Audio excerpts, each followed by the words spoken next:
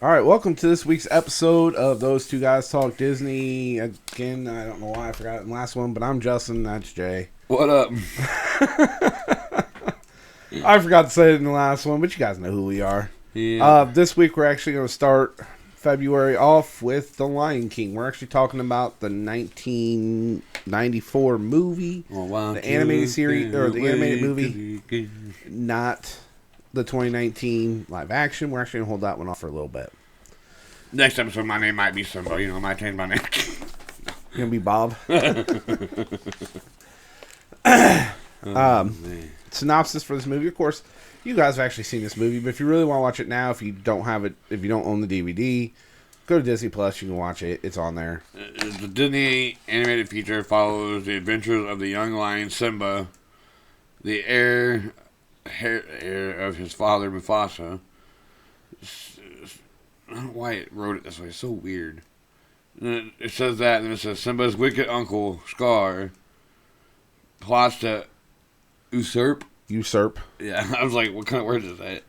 Mufasa's throne. I've never heard that word before, by the way. Basically stealing. Well, I figured that's what it meant.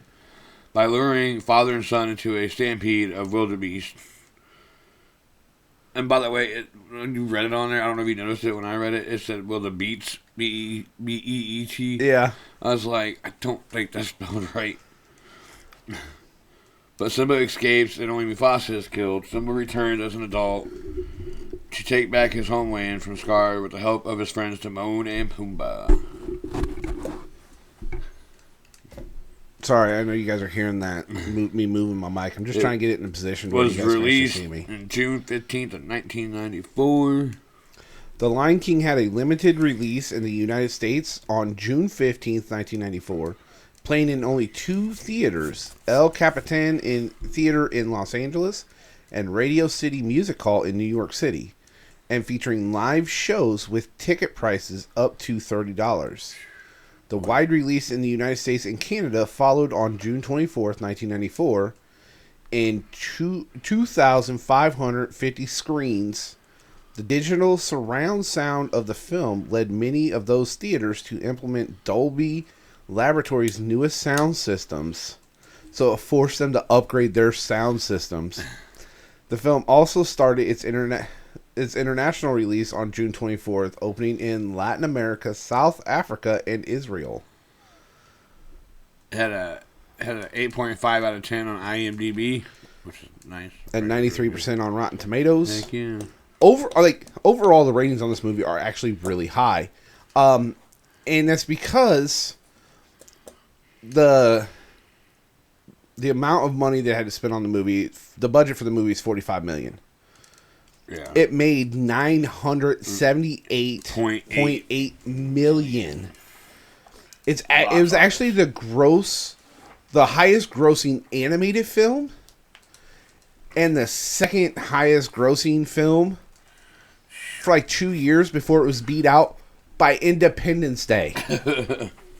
Now it's still to this day it's like the fifth.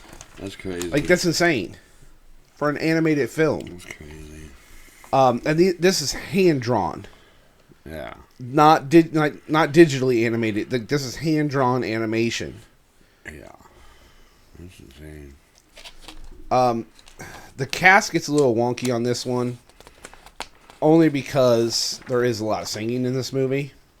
This is actually one of the first movies we've had that actually has a ton of singing. Hocus Pocus had a little bit, but for the most part, a lot of them hasn't really had a ton of singing. The cast on this one. Well, you had Jonathan Taylor Thomas as young Simba. Yes. While Jason Weaver provided the co-singing voice. Yes. Then Matthew Broderick as Simba, as the grown-up Simba. And again, same with Nala. It was Nikita Khalmi. I don't know if that's how you spell it. But as young Nala, Laura Williams as young Nala's singing voice. But as for the singer of the grown-up Simba, that was rock singer Joseph Williams, who provided the singing voice for the adult Simba. Where Nala as an adult is played by Maura Kelly, and her singing voice is done by Sally Dworsky. Yeah. Jeremy Irons as Scar. James Earl Jones. The great James Earl Jones. Because he's in a ton of stuff. A.K.A. Darth Vader. Voice of Darth Vader. He was Mufasa. And actually, I read this too. I didn't put it in my notes, but I read it earlier. The reason they cast him is because his deep voice, they thought it sounded closest to a lion's roar and could sound majestic. Like, that's the whole reason they did it. And it really does. Like, it's got that nice, deep, like... Timon is played by Nathan Lane. Their wisecracking self is already that loyal bipedal meerkat. And then you have Ernie Sabel as Pumbaa. Yeah. And naive Warhol. Robert. Hold on. Who suffers from uncontrollable flatulence. I guess that's one way to describe him. Robert Gulamu. Yeah, I'm not sure how you pronounce that guy. As Rafiki. Who is not a baboon. An old mandrill who serves as a shaman of the Pride Lands and presents newborn cubs of the king and queen to animals of the Pride Lands. Rowan Atkinson as Zazu. Hornbill. However, this is notable too. Rowan didn't really want to do this movie, but was talked into it by one of his writing partners in was it Monk or Mr. Bean, something like that. I think it was Mr. Bean, but he was actually talked into it by his writing partner from there. Nice. So he decided. So he accepted. Mage Sinclair as Sarabi. Mufasa's meat. I didn't even put those. I didn't even put her in. Simba's mother and leader of the Lioness Hunting Party. Another really big name right here. Whoopi Goldberg. Followed by Cheech Marin and Jim Cummings as the three leaders of the clan of Spotted Hyenas. Goldberg voices Shanzi, who wasn't even originally supposed to be in the film, which is the sassy short term now. Then Cheech Marin voices Banzai, and then Cummings voices Ed.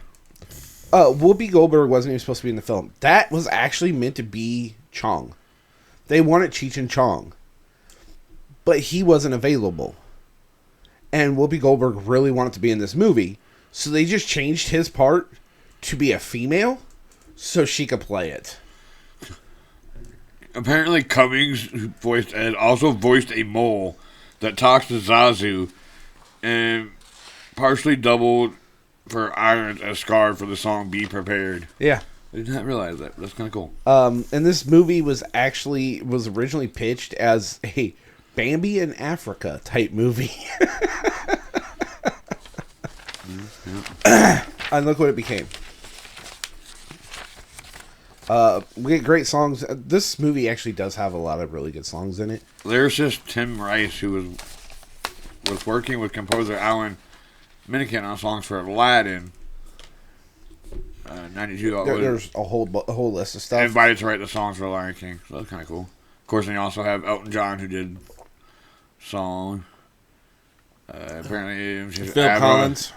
Oh, just Elton John did the song after the Invitation of ABBA fell through. Okay. Yeah. Phil Collins did some songs in it. Did he? Yeah. Didn't he do the one where they're like falling in love? No. Elton John did Can You Feel the Love Tonight? Oh, maybe so. That was Phil Collins. Maybe I'm getting my movies Phil Collins up. is Tarzan. I know, but I thought he did one in this movie too. You know what, man? It's been a long time since I've actually built this up. The movie just got much pleasure out of mentioning possible influence of the Jungle Book, where he felt the music was so funny and appealed to kids and adults. Circle of Life, Just Can't Wait to Be King, prepared to Nope, you're right. Feel the Love Tonight. He did not. John. It's because he did Brother Bear and Tarzan. With John's performance of Can You Feel the Love Tonight playing over the end credits, the IMAX and DVD releases added another song, The Morning Report, based on a song discarded during development that eventually featured in the live musical version of The Lion King. Okay. Based on earlier works he did in Live Cuz, I get what part? Well, you get like songs like Circle of Life. Very first song is you're like entering the movie. And you see like all the Pride lands like showing up, and that's where Rafiki like picks up Simba for the shows him off to the Pride lands on Pride Rock, and then it kind of doesn't. You don't really go through a whole lot right there in that little scene, as much as it starts flash forwards just a little bit to where he's actually up walking around and talking to his dad, and he's learning from his dad, and he really wants to go.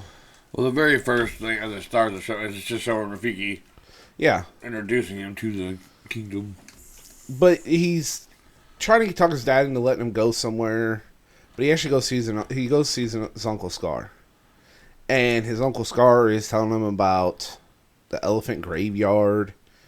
Basically just being an evil dude. He's like, oh, I shouldn't be saying that. I shouldn't be telling you that. It's basically trying to get him in trouble. Yes. Apparently, the use of the song "The Lion Sleeps Tonight" in the scene with Timon and Pumbaa led to disputes between Disney and the family of South African Solomon Linda, who composed the song, originally titled Mbube in 1939 and July 2004. Linda's family filed a lawsuit seeking $1.6 million in royalties from Disney. In February 2006, I graduated with 2006. Linda's heirs reached a settlement with Evelyn Music, and who held the world rights and had licensed the song to Disney for an undisclosed amount of money. They started that lawsuit back in 2004, and it wasn't until 2 years later that. Oh yeah, lawsuits take a while. But it kind of moves through, and like I said, you're kind of seeing Scar just kind of overall being kind of a crappy uncle. Yeah. And Scar's mad because he feels like he should have been one that was king. And he was not Mufasa, the heir to the throne before Simba came along. And Simba kind of took that from him. So it kind of hints early on in it that Scar wanted to usurp the throne. But it doesn't say it outright. Like I said, he already felt like he should have been king and not Mufasa in the first place. Well, he is actually Mufasa's older brother. And then, if something were to happen to Mufasa, he would have been, but then Mufasa had an heir. Yeah. Which means that Simba's going to become the next king. Yep. Well, Simba and Nala are actually friends as kids. Over everything the sun touches. Yeah. But as kids, Simba and Nala are friends. They're actually going to be future husband and wife. Like, that's what they're actually for. Like, that's what they're being brought up to do. Yeah. Well, Simba tries to convince his parents to let him and Nala go down to the watering hole, which their moms agree, as long as they take Zazu. Yep. Zazu just talks a lot of crap the whole time about how he's not the king yet. He's got to listen to them, or they got to listen to him, and he's got to do da da da da da. On. They break out in the great song, "Oh, I just can't wait to be king." Yes. Which basically was all just a setup to try to lose Zazu. Yeah. Which they do successfully get rid of him. Also, they can go to the elephant graveyard. Yeah. That is Uncle Scar talked about. Yeah, because before that all happens, somebody comes running up, Noah, find this cool place we need to go. And of course, parents around you, and they're like, oh, we're just going to go to the water hole. Yeah. And they end up getting stuck in the elephant graveyard and being trapped by hyenas. And Simba tries to roar. Of course, he's a kid. He's a little baby. Before that, every time apparently when they wrestle around, Nala always pins Simba. And then she does it again. Did it again. I don't know. She's just stronger than him, or he just lets her win every time. Well, as females are the ones that do all the hunting. That's what I'm saying. I don't know if it's just because she is just basically stronger than him, was able to overpower him, or he was just, being sweet and letting him in every time. But they end up getting trapped by hyenas. Hyenas are talking about eating them. Simba tries to roar. Of course, he doesn't have a roar yet because he's still an itty bitty lion. He's just a little cub. Well, then he tries to do it again, and he hears the roar. And so he thinks maybe it was him. Then he realizes it was his dad. Mufasa saves him. Of course, they're in trouble because of what they did. The hyenas crack me up in this movie. They're so dumb. Honestly, they play really good together. However, the dude that plays Ed, he was kind of giving a bum stick, dude. He doesn't actually talk. He just laughs. But Whoopi Goldberg and Cheech Marin play off each other really well. Phenomenally. But they... Porcupine butt. But they start actually, like, Scar shows up where the hyenas are at. I laugh in the face of danger. And he scolds them for failing at their task. And then you get the song, Be Prepared. Be prepared. Which, to be honest with you, one of my favorite songs on this movie. I'm not going to lie. I don't know why. Maybe it's all the hyenas that sing too, and so it's all them different voices that just like fall in line with each other. I don't know. Be prepared. Not my favorite, but pretty close too. One of my favorites, like top 3 for me. I'm sure you can guess which is my top one. It was a pretty good song though. I mean, it was the way they did it and everything. It was really cool. Well, Scar comes up with a plan to trap Mufasa and Simba and get them basically, stampeded by wildebeest, which is really messed up. Oh, there's a baby in Africa thing you were talking about. So. Yeah, see. All right. But yeah, he basically sets them up to where they'd be trapped, and the hyenas basically chase wildebeest over the cliff, and they run down and stampede. And Mufasa runs down and tosses Simba up. But he's trying to climb up and he gets caught in him and he gets carried down a little bit. But he actually does make it up. And he's almost at the top. And he's trying to get Scar to help him. And Scar just digs his claws right into his paws. Long live the king. And then throws him off. And he gets trampled by all the wildebeest. The wildebeest. Why are there so many wildebeest in that pack? Or that herd, dude.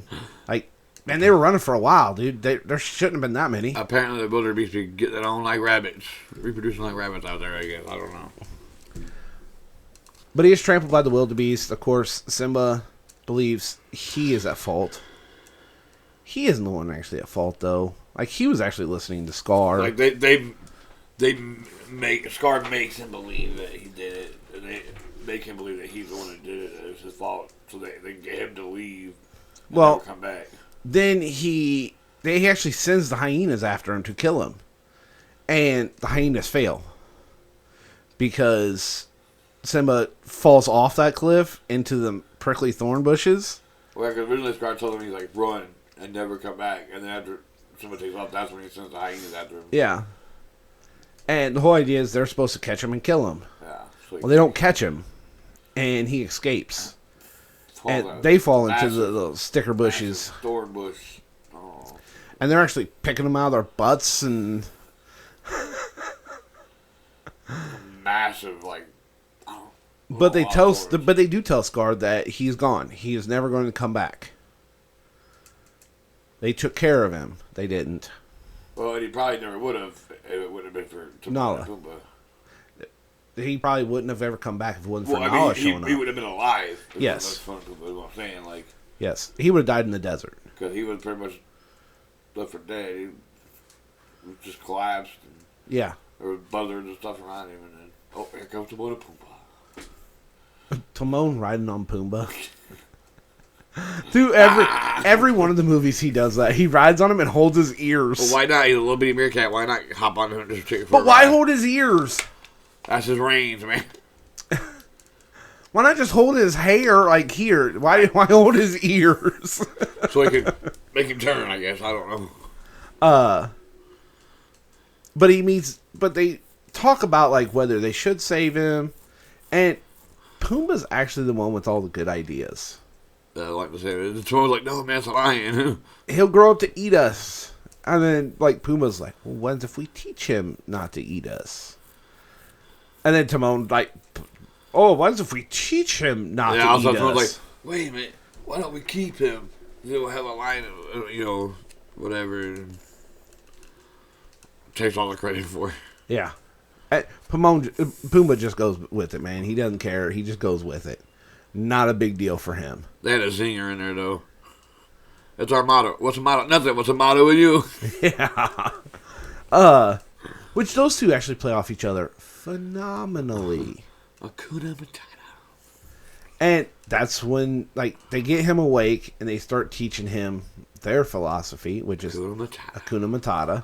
No passing grades. It's all problem-free philosophy.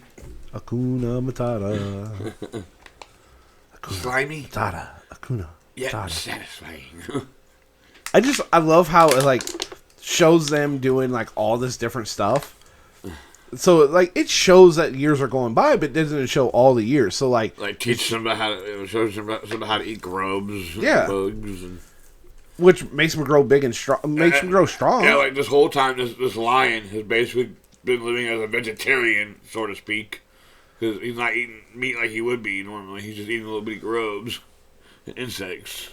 I mean, I guess technically, it is protein. So I guess it's not vegetarian, but like it is protein. So at least he's getting that protein. Not what a lion typically would be eating, I guess. Typically, is what I'm trying to say. But yeah, they just slimy and satisfying. But it shows him doing a whole bunch of stuff, like walking across that log. It's so gross when they slurp down like that huge, like, I don't know if it's like slug or what. It's like, oh, what are you doing?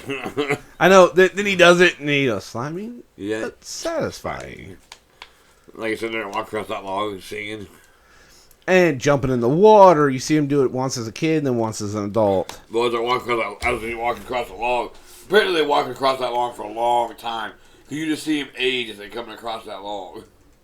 I think it's meant to show like the years passing, but then all of a sudden he got this great mane and Hakuna Matata, and his voice is all different. He's all grown up. And it's like the spitting image of his father.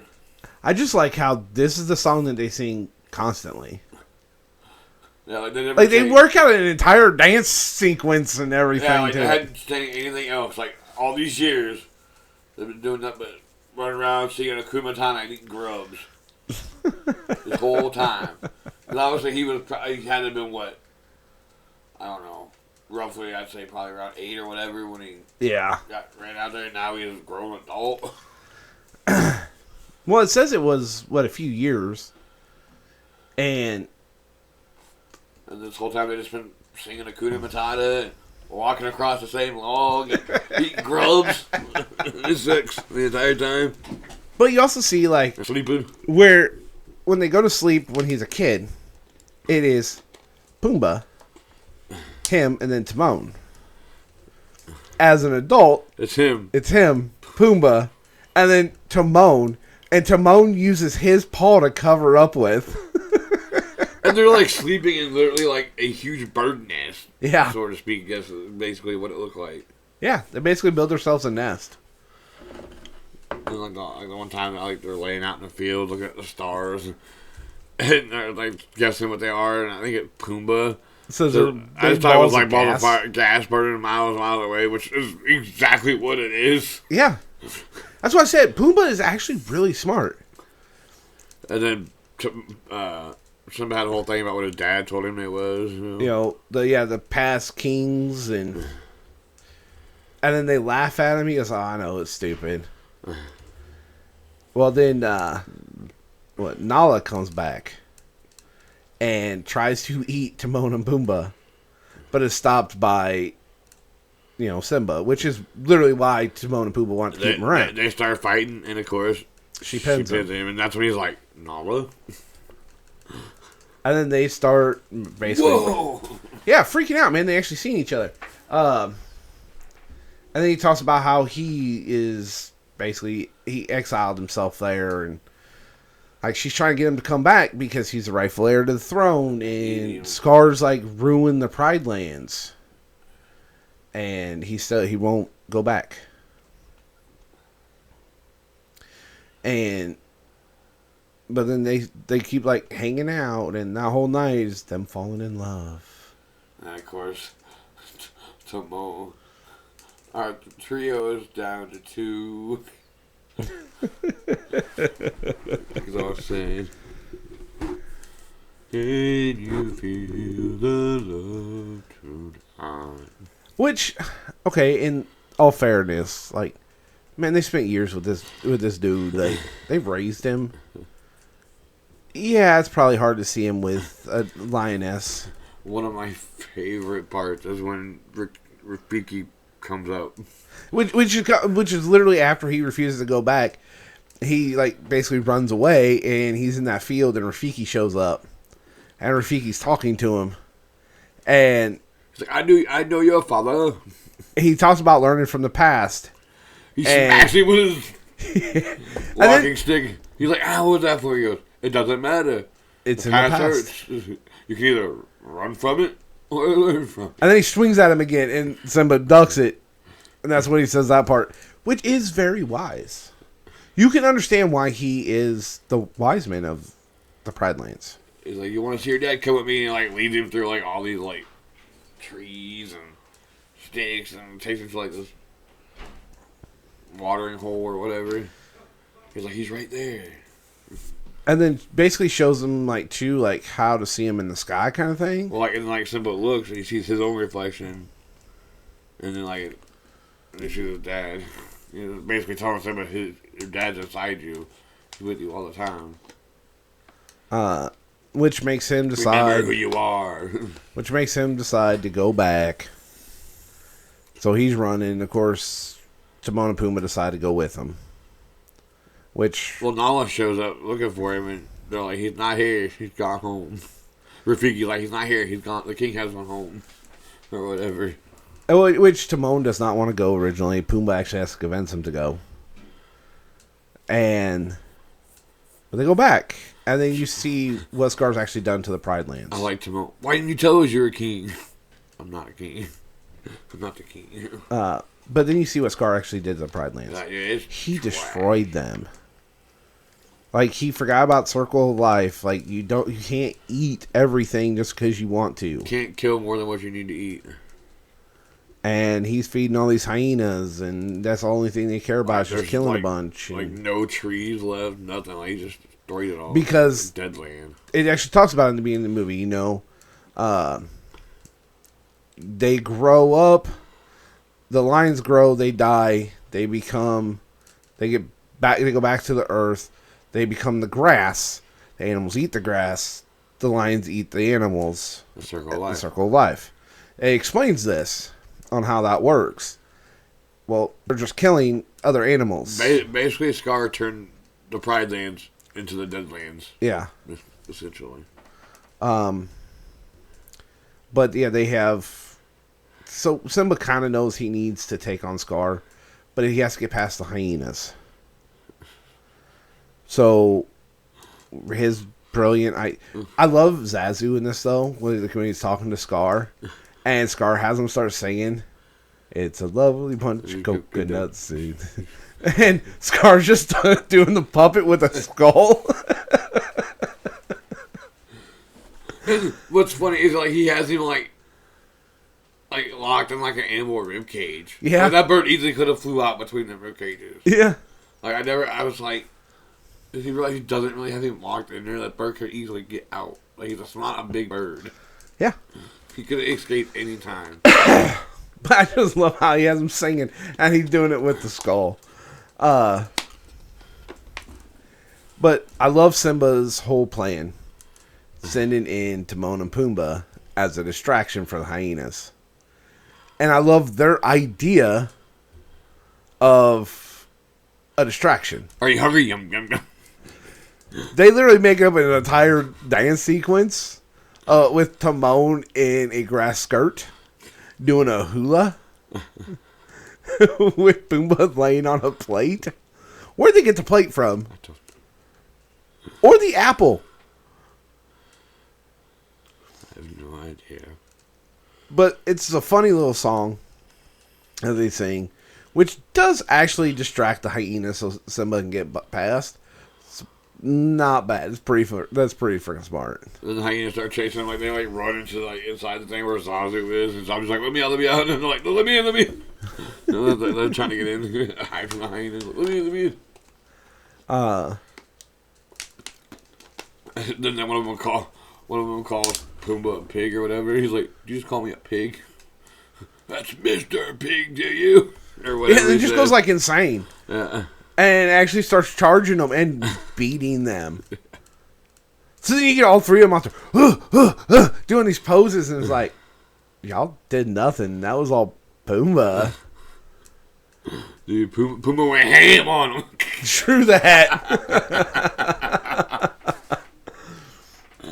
Oh, man.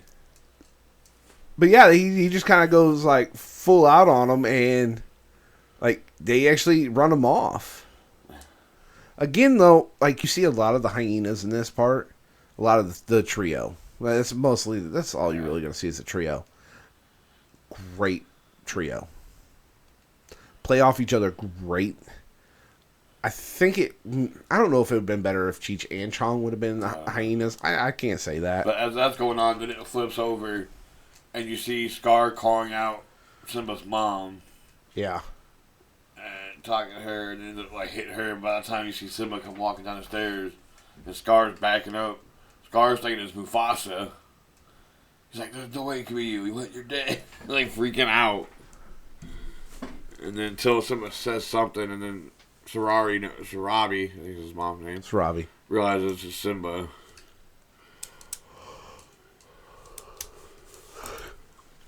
And yeah, they just so I keep going with it. They end up fighting, and Scar pretty much says it's all Simba's fault why his dad's dead. And he ends up getting Simba pretty much in the same exact position that Dad was when he killed his dad, when he killed Mufasa. When they're fighting, because Mufasa or Simba is like slipping off the edge of the Pride Rock or whatever is hanging, and he's like, he tells him to tell him the truth or whatever. Or I don't remember. Or no, yeah, he gets Simba. He still makes Simba believe it's him. Tells him that. Then Simba gets Mufasa or Scar in that situation or whatever, and makes Scar tell the truth. I think. Yeah. One of them two ways. But like he tries to. Scar actually admits to it being like. No, he was choking about it. He would kill you. You could Scar at me, Scar at me. He was kind of release off the throat so he could hear him. But Scar hits him in the face with the ash, which is what makes him back off the Pride Rock, and he's hanging. Yeah. And then Scar actually tries to kill him the same way he killed his dad. Sticks him in the paws. He leans down, admits he killed Mufasa. Which, killed Mufasa. Again, only cuss word I've said. Pisses off Simba. And he leaps over the top of him. And then that's when he pins his Scar pin and like starts choking the life out of him and makes him tell him the truth. And then he says, I'm not going to kill you. You have others to answer to. And leaves him to the hyenas. And you do not see Scar die. Well, we go because Scar goes to try to attack him, and he goes like this and flips Scar behind him, and Scar falls down onto the ledge down below or whatever. Yeah. And he's not dead. If I go shoot down, he's not dead, he's alive, and he goes to get up and he sees the hyenas. He's like, my friends. And then that's when they were like, Friends? You were gonna. I don't know exactly what they said to him, but. Like, it was along the lines of, like, he was blaming them for everything or whatever. Yep. Lines. So they decide to get back at him, and they kill Scar. Essentially, yes. However, you do not see Scar get killed. You do see the shadow. Yeah. So you don't actually see Scar get killed. Of course, it didn't. I'm not going to actually show that. True that. Okay, see him getting betrayed. But then Simba and Nala and I think his mom, right, all go walking up to the... It starts to rain, Yeah. which puts out the fire that started by a lightning strike. And then, yeah, they start walking, and that's... Yeah, to the top of the rock, and then Simba roars to, you know, essentially show that he has now taken over, and is now the leader of Pride Land, or King of the Pride. And then the movie ends with Simba and Nala's kid being raised in the air, which you do not find out until Lion Again, King 2. by Rafiki. Yeah. This monkey's got to be old. Right. Considering he held Simba when he was a baby. And here's Simba now having kids of his own. How old is this monkey? How I don't think... Dude, I almost bet this is within 5 or 6 years. So... Well, I know I'm getting ahead, but he's even still around in the Lion Guard. I know. You're both of Simba's kids. But again, everything takes place within less than 10 years. Because lions don't live longer than that anyways. How old is this monkey? So, it all takes place within 10 years. So you're not actually... So he's not going to be that old. But some of the previews I've seen for the new Mufasa movie, you know, supposed to get like the backstory of Mufasa, where Rafiki was in it too, is what I've seen. Yeah, it's weird. I don't know how that works. That's just a clip of him, so I'm like, how old is this monkey? how long has Rafiki been around?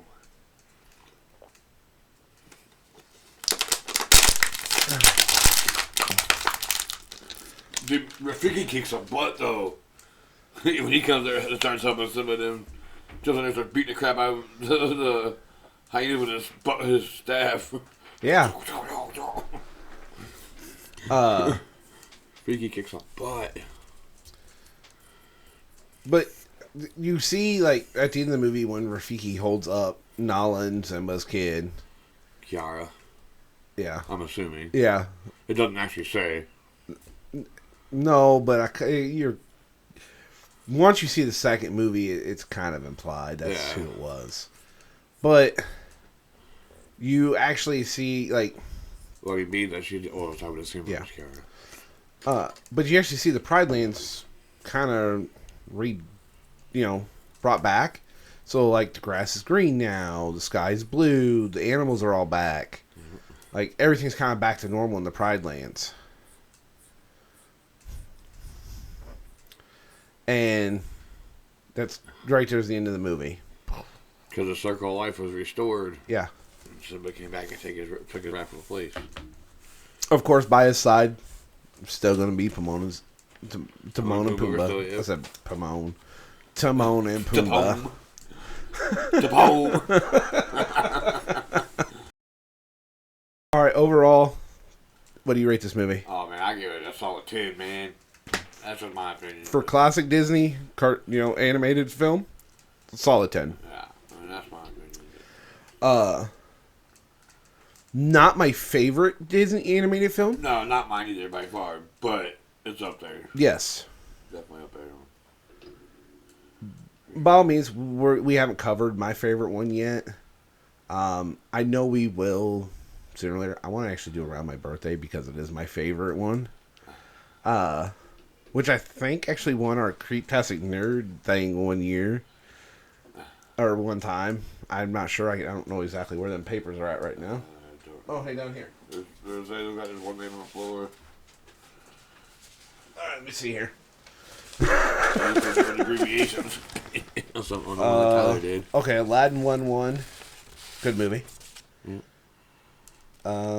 A Goofy movie. So my favorite one did win. A Goofy movie. That's one of my top favorites too, dude. I love the Goofy movie.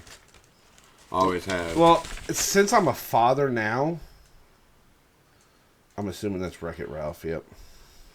Like, I actually used to have a shirt with what was his name? The like rock star music guy from that Goofy movie. The concert he goes to see. I can't think what his name is now. But I used to actually have a shirt with him on it. Yeah, I can't think of it right now. Dude, I actually just recently watched an extremely Goofy movie with my boys. The reason I like a Goofy movie is because it is a father-son movie. once I had a son, and I was actually doing stuff with him, became my favorite movie. Dude, and the funny thing is, like, up until I started listening to Poppy's World, but Powerline, yeah. Up until I started watching or listening to Poppy's World, I didn't realize Jason Marsden was the voice of Max. Right. So I want to do that around my birthday. I'm sure Jay's not going to have an issue with that. No. Next week is going to be Lion King 1.5. I'm not doing 2 and then 1.5. That doesn't make sense to me. We're going to do 1.5 then 2. Because that's what makes sense to me. Unless you want to do Lion Guard in between 1.5 and 2. Well, I'm still trying to watch that. So. Okay, so we'll do 1.5 and 2, and then we can do Lion Guard. But I do want to do that one too. Like I said, now that I've actually been able to watch it on my own without any noise or any distraction, I've actually got to actually hear what's going on. Like, it's kind of cool. Like, some of the things I didn't know. For a Disney Junior show. This is the odd part, because we are grown adults. Yeah. We're going to cover a Disney Junior show. Which I guarantee is not going to be the only one we cover. I guarantee we got to cover Bluey at some point. So it's not going to be the only one we cover. You got kids. I got little nieces. I mean, little cousins. I've seen them all. Yeah. So we got to cover Disney Junior shows too. And let's get real, dude. They're both pretty good. Yeah, but I mean, the Lion Guard, though, man, for being a Disney Junior show. It does not play like a Disney Junior show. No, dude, it seems more like an older kid show. Like, see, and I watched cool. Like I don't know the first season because like when Abel was real little, the Lion Guard just started. Like it literally just came out. So he started watching it. He got really into it when he was like 1.5. He got like really into it. So his third birthday. Naturally, Lion Guard. Because he had Mickey Mouse for first birthday, and then it was Jake and the Neverland Pirates for his second birthday. Again, both shows he actually watched. And then, ironically enough, he watched both of them here. And then, of course, he started watching Lion Guard, so Lion Guard's third birthday. But, I mean, it's really cool because it does give you a little bit more backstory into Scar and some other things too, which you didn't really get from the actual movie. So yeah, it's really neat. So that's why we actually want to cover it, and I think it actually makes sense to put it towards the end because of what happens in it. Like it fills in where all the gaps that the movies don't cover. So you kind of need to watch the movies so you know what gaps it's actually filling in. Right. So you're actually understanding what it is. Yeah. So the last week of February, that's going to be the Lion Guard. As for March, we're not sure yet, but our next one's going to be Lion King 1. Other than Luck of the Irish. Luck of the Irish, the week of, St. Patrick's Day. That's the only one we know for sure. Yes. Of course. Did I just get paid? Nope, not yet. Dang. I was hoping I did. But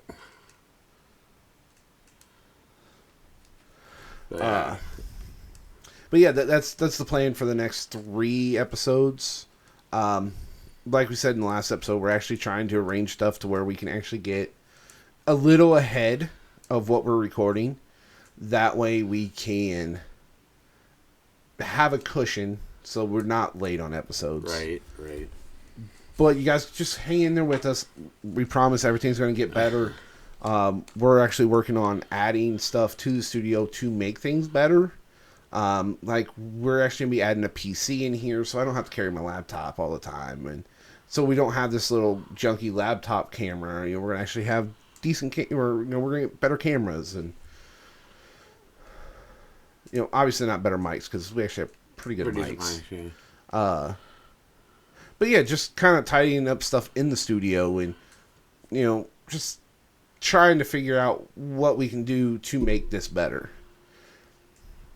So just stick with us. Yeah. Things are gonna get better. I promise you. That. It may just take us a minute. Like it's gonna be change after change after change for a little bit. So we'll get there. We'll get there. Schedules are still going to be hard to match up for a second. However, if we keep going, like when Jay's off and I'm able to record, we may actually be able to get a little out ahead to where we have a cushion. We can plan out our TV shows a little bit further out, hopefully, so we don't have to rush to watch them. Yeah. So Jay don't have to stay up all night, or I don't have to stay up all night and try to watch stuff. We're kind of able to plan it out a little bit. Like this one, you got plenty of time. It's 3 seasons. It's not a ton. And dude, they're not very long, so you're probably getting through what 2 or 3 episodes at least a night. Oh yeah, if not more. So, dude, you can probably finish it in a month. I'm already probably almost all the way through first season, probably. Yeah, so you probably easily get to the end of it by the time we record it. And for sure, dude, I mean, like that is us saying, hey, let's do the series at the end of the month. That way, we have a full month to cover to watch the series. Yeah. However, that's obviously going to get harder when we go to do like stuff like Boy Meets World. You're not covering that in one episode. Not 7 seasons in one episode. Speaking of which, so that's going to have to be spread out a little bit. I don't know if you listened to the podcast or their podcast recently, but they have a couple episodes because they were on Raw here recently. The Netflix premiere episode of Raw. So I actually listened to that episode already just because I wanted to listen to the episode because they were on Raw. But I had to go back to where I was at originally, you know. Keep listening to the episodes because I'm still behind. But then they also have another one where it says Liv Morgan Meets Podcast. I haven't listened to that episode yet. But I haven't watched that, or I haven't listened to that one yet. I haven't listened to that one either, but I've seen it today. So maybe it just came out. I seen it today when I was on there. I don't know. I'm about to look it up. Apparently they get Liv Morgan on their podcast, I guess. Of course. Because apparently Jensen is very close with them. Yeah, well, and apparently Danielle was really into wrestling as well. Huge wrestling fan. Yeah. WWE superstar Liv Morgan is diving from the top rope and right onto the podcast. Yeah. The major Boy Meets World superfan not only loves the show, it emotionally drains her. Why is the very top one say Hannah Montana in the movie? Get ready to do the hoedown. Throw down with Will and Sabrina as they watch the Hannah Montana movie. Because it's Magical Rewind. This is actually going to be a recommendation. Go listen to Pod Meets World if you're a Boy Meets World fan. They actually go episode by episode, which is really cool. Deep dive into their show. They also pull up they actually bring in guests. Like, just listen to one where they brought the Lee Norris back to star that was Minkus. We had to get all the way up here just to listen to it because I had to listen to the episode. Yeah, you know what the funny part is? They never acknowledge Will Friedle. Yeah. Which nobody knows how to pronounce his name. It is not Friedle. It's Friedle. Yeah. And it's funny that because they've been going along with that as a bit this whole time. Like, even before that happened, Will's always like, yeah, I'm the most famous guy you'll never know. Like, he's like, they always like talk about how like when they all go out somewhere, like Ryder and Danielle, Will never does. So then when that happened, they were like, holy crap, it really does happen. I was like, wow. And then I guess, what is that dude's name? That one announcer guy, Pat McAfee. Yeah, Pat McAfee. Apparently, like when he found out, he apologized. He didn't realize, I guess. That's what it was. And then, like, somebody told him that he played Corey Matthews' brother on the show. And then it dawned on him and he was like, oh my God, I'm so sorry. Like, I would have realized that's who you were. He's like, I would have made sure you recognized me. I'm so sorry. I was like, that's great. But yeah, definitely go check out that show. It is actually a really good podcast. I'm not going to lie. There's way better than ours. Only because they're professionals And like her husband is actually a music producer. And they have editors, and we don't. It's just me and him. Yeah, their podcast though basically is just them like rewatching their show and like talking about their show, which is really cool. And then they talk about like stuff that they did back behind the scenes that you didn't know about and stuff like that. And they bring on guests too that were that was in the show, that was part of the Boy Meets World. Like special guests for it, or writers, directors, or just like Liv Morgan obviously wasn't, but background actors like that on the show. They're kind of bringing up their wrestling stuff too. So now they're bringing in some more people. And then really the other one is Magical Rewind. It's another Will Friedle. Yeah, apparently I have not caught that one on here yet. And it is awesome. He is actually in there with Sabrina from Cheetah Girls. When it says Sabrina, I thought maybe we were talking about Sabrina Carpenter. It's Sabrina from Cheetah Girls. She is one of the Cheetah Girls.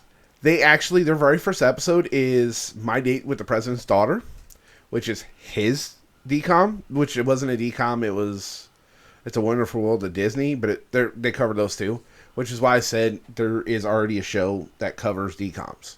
Their show covers just DCOMs and Wonderful World of Disney.